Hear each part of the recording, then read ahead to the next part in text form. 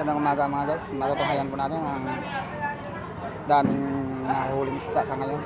Itong tuna, kung saan dito malang matatagpuan sa ating mga Quezon. Ito yung tinaguriang tuna magnet ng lugar ng Quezon. Pero mas marami sa Giniligan.